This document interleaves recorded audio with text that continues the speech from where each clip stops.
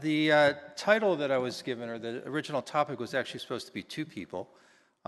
Since the person that was supposed to take one of the two sides, and I'm not sure who had which side, is in here, I'm just going to talk about hyperbaric oxygen in general, or the therapy. Just to make sure that we're sort of all on the same page, because in the 20-some years that I've been involved in wound care, hyperbaric oxygen has sometimes meant different things depending on who the vendor is who's coming to my office trying to sell me a device. According to the definition that we'll use today, which is the definition used by the Undersea and Hyperbaric Medical Society and CMS, is that hyperbaric oxygen is generally provided as a patient is placed in a chamber, they receive 100% oxygen at more than 1 atmosphere. So putting a device on a person's leg, giving them 100% oxygen, that not in a chamber and more atmospheres, none of that counts for our definition today. Now, most of the FDA indications or the approvals for hyperbaric oxygen actually came from the Undersea Hyperbaric Oxygen Medical Society. So it's different than most things in the FDA realm, where there's often testing or there's independent panels. These are the indications that are approved by the UHMS, which are also then generally approved by the FDA, although may or may not be then approved by CMS in the US for payment. And as you can see, the one that we're going to talk about today, assuming I can get a pointer, comes under arterial insufficiencies, and it's this enhancement of healing in selected problem wounds.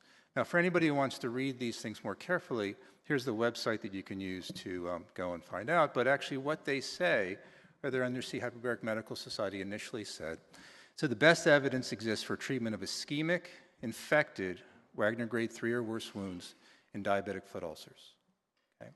Now, part of what I hope that you'll get from the next 18 minutes and 1 second is a basic review of the literature, but a review of the literature from the perspective of what a clinician should be doing and what that literature means to you. Because usually what I hear from hyperbaric oxygen people is that everybody's unfair to us. We have all these great studies, nobody believes the studies, we don't get the reimbursement or the credit we deserve. And I just think it's important for you all to actually see some of these studies and maybe understand what they're saying. So the UHMS is actually saying the best evidence exists for the treatment of ischemic, infected, Wagner grade 3 or worse diabetic foot ulcers. So the question that you need to ask yourself is that who you're treating? CMS, who then gave coverage to this, decided that you'd be allowed to treat patients with type 1 or type 2 diabetes, lower extremity wound that is due to diabetes, wound classified as Wagner grade 3 or higher, so there's some similarities, and the patients had failed an adequate course of standard therapy. Now, this decision was based on a review that was done by Wang and Lau.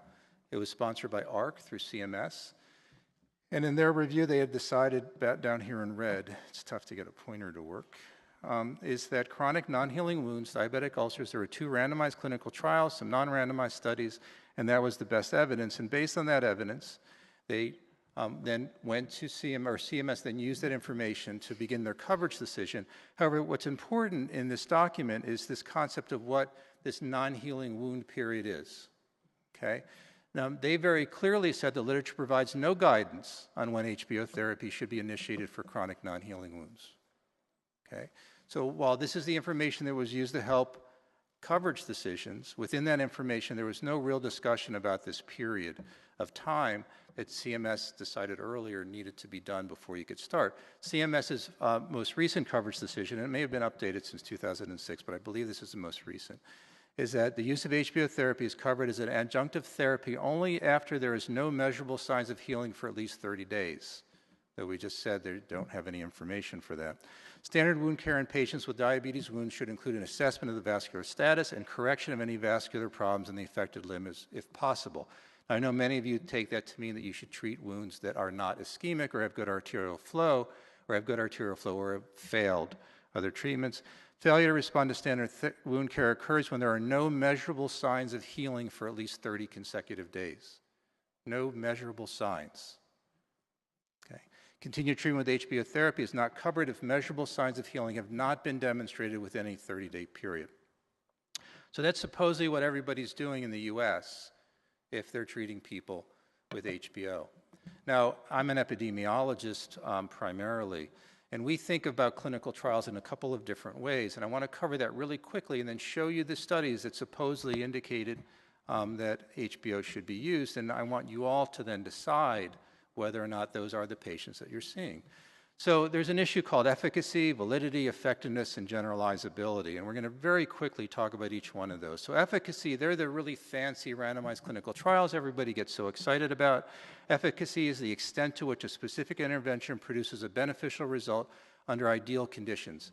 I can assure you that nobody practices under ideal conditions. Why do we care about these ideal conditions? Because they minimize or maximize internal validity. By maximizing internal validity, we've diminished issues of selection bias, confounding information bias, and often minimized heterogeneity in the study. Heterogeneity is often minimized by inclusion-exclusion criteria, selection bias by randomization, information bias by blinding. Now that's in contrast to this notion of effectiveness, which is how well something works in the field. I'm sure you've all experienced things that have received FDA approval because there's good efficacy, which then just don't seem to work in your practice. Effectiveness uses this concept of external validity, or how well something generalizes to the population at large, or your own practice. Now, one of the first places people tend to look for randomized clinical trial data or good evidence is the Cochrane collaboration, and there's now been 2 reviews published on HBO evidence. The first one about 6 or 7 years ago, there were lots of complaints about it. The second one was just a couple of years ago. They found 9 randomized clinical trials total, of which 8 looked at diabetic foot ulcers that included 455 participants. It means the average trial had about 50, 60 participants. If you think about other wound trials that have received FDA approval, they usually have 200 participants. And what they showed in these studies is that they believed that there was an increased rate of healing in ulcer. An increased rate of healing in ulcer was seen at 6 weeks, but not later than that. They didn't see a benefit with respect to amputation, and then commented on the poor quality of the studies. For those of you who don't think they did a thorough job, they did at least 17 different kinds of analyses to try to see whether there was benefit. And again, the benefits were really just in this 6-week healing. This is an example of a forest plot where they looked at their outcomes, and this is at 6 months, which is more of a traditional assessment. And the 2 studies that they picked out were Abadai and Londell, and I'll talk about those in just a second. This is the same, now looking at amputations, and again, they looked at Abadai, Dusgan, Falaglia, and Londell, and we'll talk about those as well. One of the things, though, to realize from these studies is that there's an analysis that's done in these, which is called the I-squared, which looks for heterogeneity. Anything more than 30 or 40% means the studies are somewhat different, and classically, meta-analysts wouldn't combine them. So what do these studies show? The Abadai study, inclusion-exclusion criteria, which talks about the heterogeneity and should talk about the generalizability to your practice. They studied individuals that had wounds between 1 and 10 squared centimeters that had no signs of healing at 6 weeks. So some of that's very similar to the other definitions. They had ABIs of less than 0.8. Well, that may not actually be the same as a CMS definition or even the UHMS definition of who should be treated. And Wagner grades of 1 and 2. So that would exclude them from CMS. Treatment was 100% oxygen, 2.4 atmospheres, 90 minutes, 5 days per week for 20 sessions. The outcome was ulcer change in size, which is not the definition that the FDA classically uses. Again, all the wounds were Wagner grade 1 and 2. Second study, I'm sorry, I did not pronounce it properly. They looked at hospitalized patients. The majority of these patients were hospitalized. I would assume that most of you don't keep your patients in the hospital for 40 to 50 days to give them hyperbaric oxygen. So one would have to worry about this study. Also, 2.5 to 2.2 atmospheres of pressure, Wagner 2 to 4. So again, there's going to be a fairly large number of patients in this study that would not currently qualify, about 10 to 15%. The ABI average was less than 0.6, was about 0.64. So again, a fair number of ischemic patients, which again violates one of the different definitions of who should be treated. Again, they showed an improvement in terms of fewer numbers of amputation and limbs salvaged. The Dusgan study, having trouble pronouncing things all of a sudden. They had 50 patients in each group. They included wounds that were 4 weeks old, but they included really any wounds. So wounds could be infected, wounds could be ischemic. Their use of HBO was 2 to 3 atmospheres for 90 minutes, 2 sessions in one day, rotated with 1 session in the next day. Again, not the typical use, probably for most of you. And they gave people 30 days total. Their outcomes were closure or closure with surgery. Again, a fairly large number of grade 2 wounds, okay, which is probably not what most of you are doing. And again, they showed very nice data showing improved healing with HBO therapy and diminished in amputation as well. Okay, so that's 3 of the studies so far. And again, you'd have to look at those 3 studies and ask yourself whether or not they're representative of the patients that you treat. So the 4th study, which is the study that most people view as being the most pertinent study, is the Londell study. They used full thickness wounds. So again, we're probably going to have some issues with grade 2 wounds. Wounds had to be at least 3 months old and at least 2 months of follow-up. They didn't necessarily have to not be healing, but they had not to have healed. Adequate arterial flow and infections had to be resolved. Again, if you go back to the UHMS definition, they were talking about infected wounds.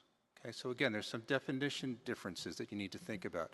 Their treatment was 5 days per week for 8 weeks. That could be up to 40 treatments, and again, at 2.5 atmospheres. Their total sample size was 94 patients, which again is much less than what you generally see in wound care studies. Again, there was a fairly good proportion, about 20% of the wounds that were grade 2, so you have to worry about what they mean within the study's results. And unlike some of the other studies, and unlike the description that was made in the Cochrane collaboration where they saw the primarily healing at 6 weeks, they saw their healing at 9 to 12 months.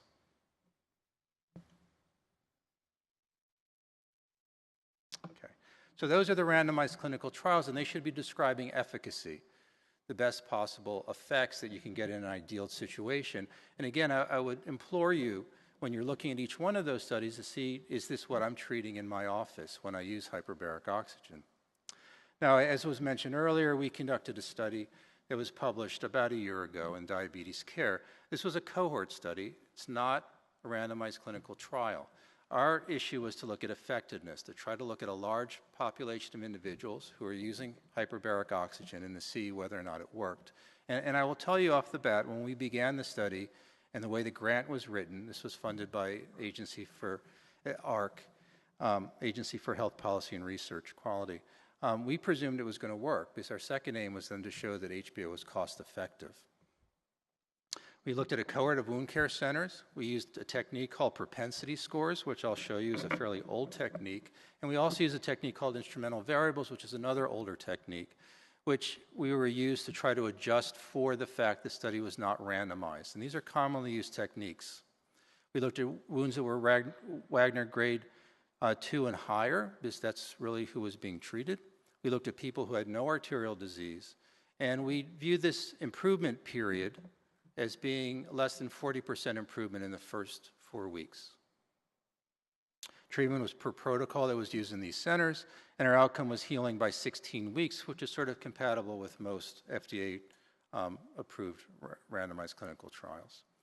So, one of the biggest comments that we got about this study is that we used propensity scores and somehow they were evil, that they increased bias and that's what caused our results.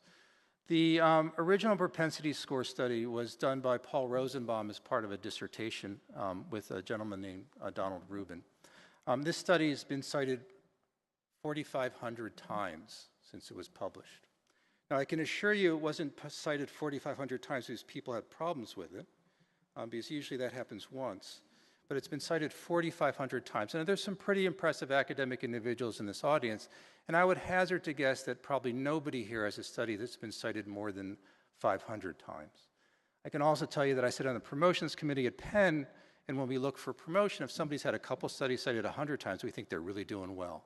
Okay, so this is a well thought about process. It's not just some random thing that was done in an evil way to hurt the hyperbaric oxygen world.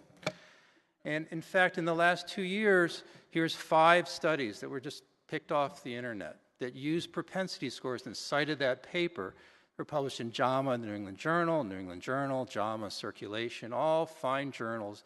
And in fact, these have all been cited over 400 times, all looking at cardiovascular issues, usually looking at effectiveness. So these are common techniques that are used by most of the world. So what did we do? We had about 11,000 patients.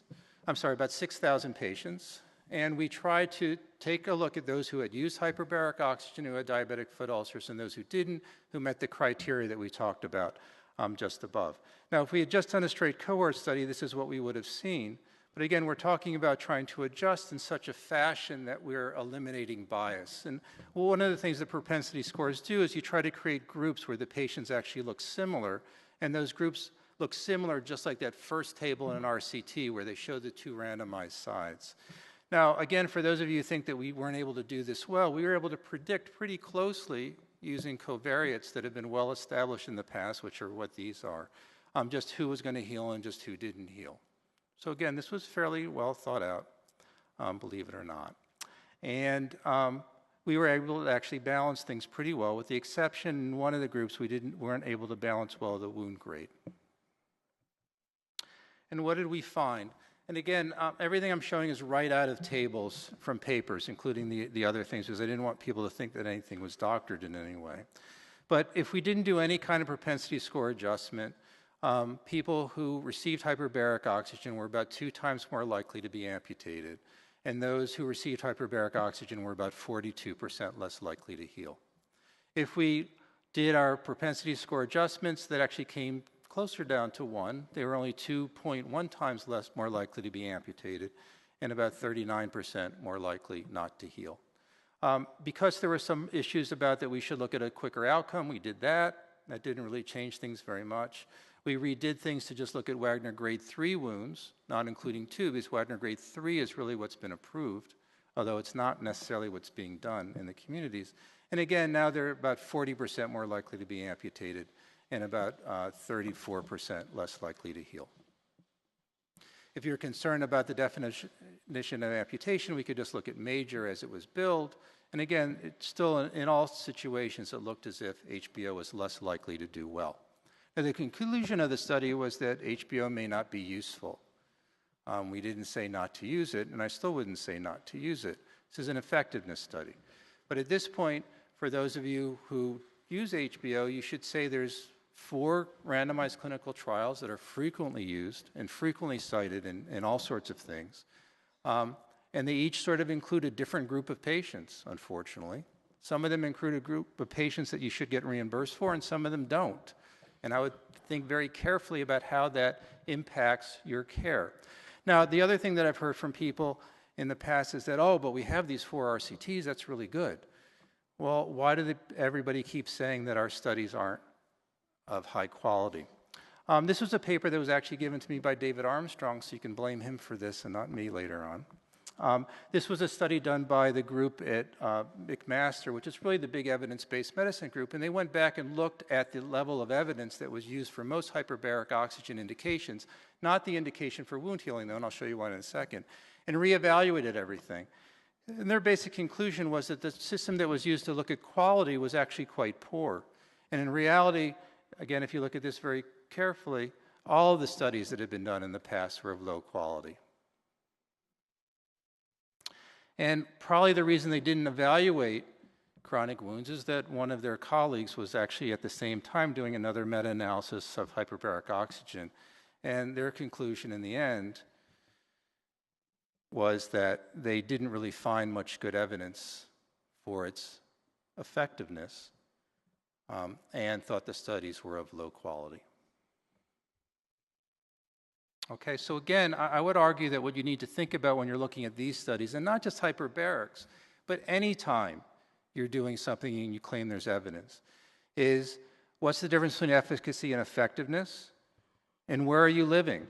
Well, you usually are living in this effectiveness world, okay? So think very carefully about who was included and excluded, what was done differently than what would be in your practice, before you decide whether or not something's going to be effective in your practice.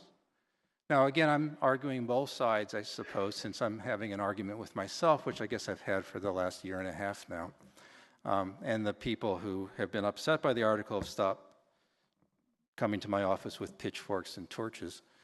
But I would think carefully, not just for HBO, but all of wound care. And this was partially mentioned yesterday when people were talking about infectious diseases as well.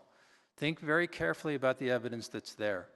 Don't assume that it's of high quality, and don't even assume that it pertains to your practice. I would look at it and see whether or not it does pertain to your practice, especially before you start using things that you may not have good evidence for. And I'm just going to stop there.